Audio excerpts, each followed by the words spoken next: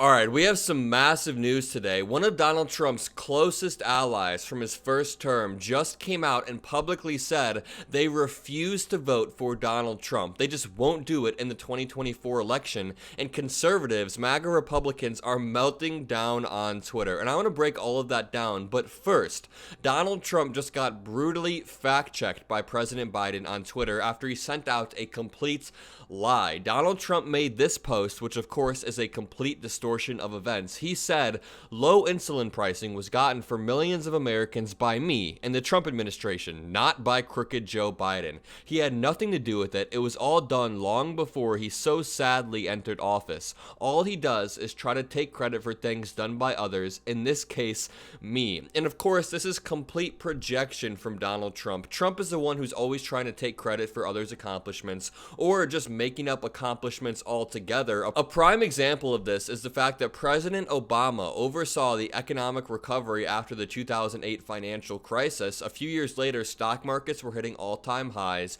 Unemployment was low again. I mean, we still see some of the remnants from that today with the wealth gap, but after about 5 years, the economy was going again. But then Donald Trump takes office in January of 2017 and immediately says that he was the one that was responsible for this massive economic recovery. He was the one that cleaned up. The economy is all because of him. If you can remember, Donald Trump immediately took credit for the booming economy the day he walked into office. The first day he became president, he immediately said that the economy was booming because of him, conveniently ignoring the 8 years of hard work that President Obama had just put in. And this is another prime example. But the Biden administration immediately fired back by saying a desperate and delusional Trump tries to take credit for President Biden's historic law-lowering insulin prices. Fact check. This is a blatant lie. Trump did not cap insulin costs. President Biden did for seniors through the Inflation Reduction Act. Trump's Project 2025 wants to repeal it, which would raise insulin costs for over 1 million Americans.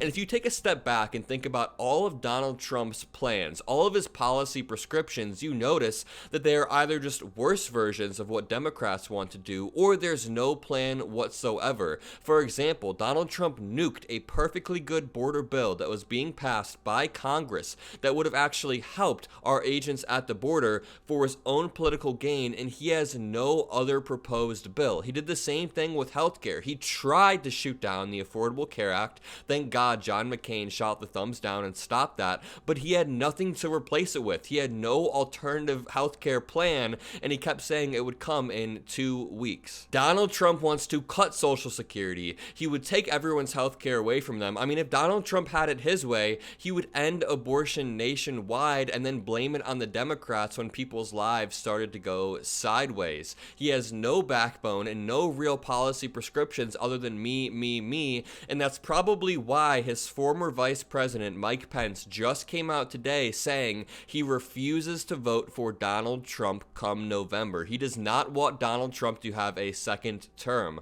Biden's wins on Twitter said, breaking, former Vice President Mike Pence has announced he won't vote for Donald Trump.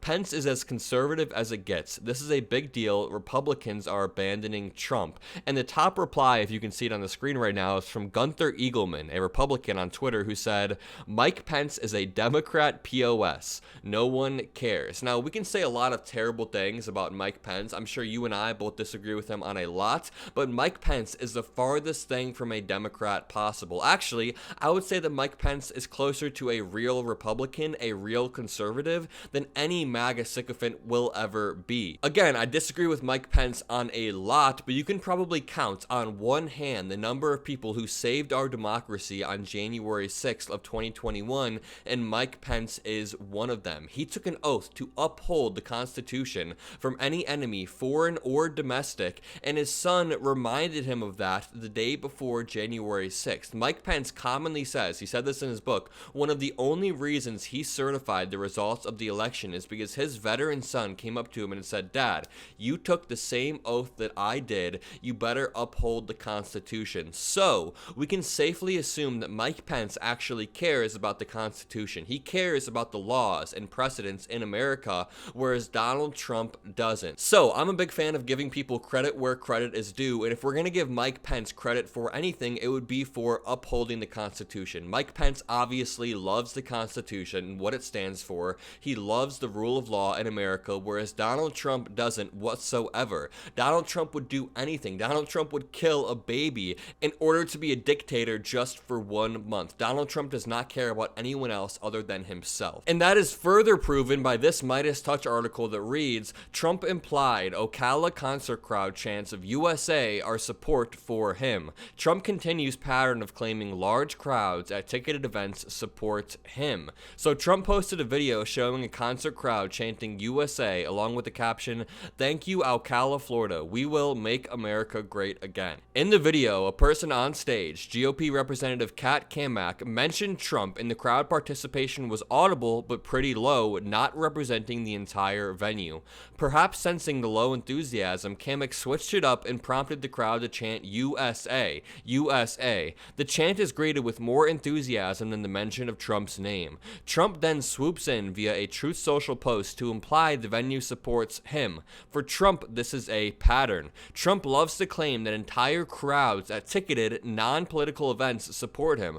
Trump does have supporters everywhere, and they know they have to be loud, but the idea that everyone at a ticketed event is excited for the GOP presumptive nominee is just not the case. And they show a tweet from Ron Filipkowski of Donald Trump waving out a window to nobody. Ron says, go ahead and zoom in on the crowd. See if you can find anyone waving to him. And there's nobody waving to Donald Trump. So again, this is a repeated pattern of Donald Trump acting like these large crowds all support him, but then once you actually look into it and find a little bit of footage or evidence, they're not for him whatsoever. And this all kind of feeds back into the big question of why is Donald Trump doing all of this? Why is he running for president again? Why is he trying so hard to entrench his power when he lost already? And there are a lot of competing theories. I want to hear what you guys think in the comments because I love to hear from you guys, but there are a lot of competing theories. A lot of people think that Donald Trump is running again simply to stay out of jail. He thinks that if he's the president, he can use his power to either pardon himself or to make the cases go away somehow, even though they are state cases, so that doesn't make sense. But if he's the president, he can probably find some way to stay out of jail and stay out of trouble.